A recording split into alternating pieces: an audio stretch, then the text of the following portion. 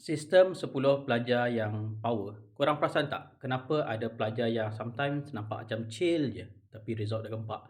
Dalam masa sama ada juga pelajar yang nampak dia struggle, bersungguh, tapi akhirnya dia blank.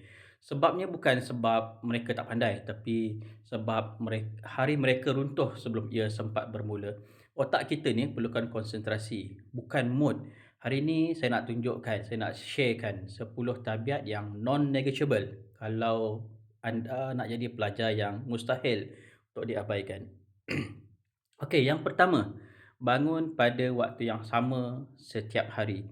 Berhenti bangun ikut suka. Sebab kalau kita bangun ikut suka, ia akan hancurkan fokus kita.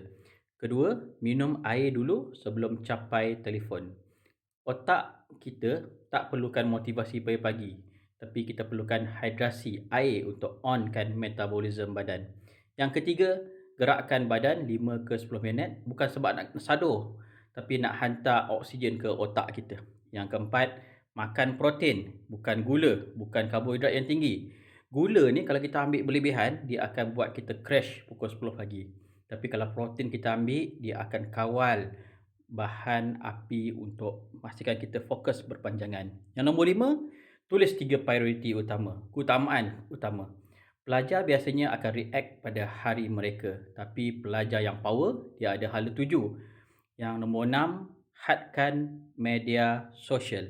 Setiap kali kita scroll, masa rehat, kita tengah musnahkan fokus untuk sesi seterusnya.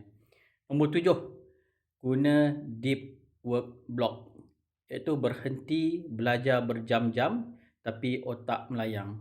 Kita bagi fokus, contohnya 45 minit tanpa gangguan. Lepas tu rehat.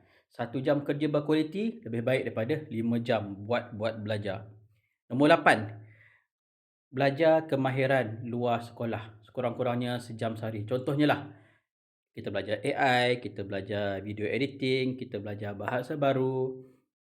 Sekolah ajar kita lulus exam, tetapi skill yang kita belajar di luar sekolah ni akan bantu kita mendapat kebebasan di luar nanti. Nombor 9, review nota 10 minit sebelum tidur. Dengan cara ni, ia akan memindahkan info daripada memori jangka masa pendek ke memori jangka masa panjang. Nombor 10, lindungi tidur korang macam senjata.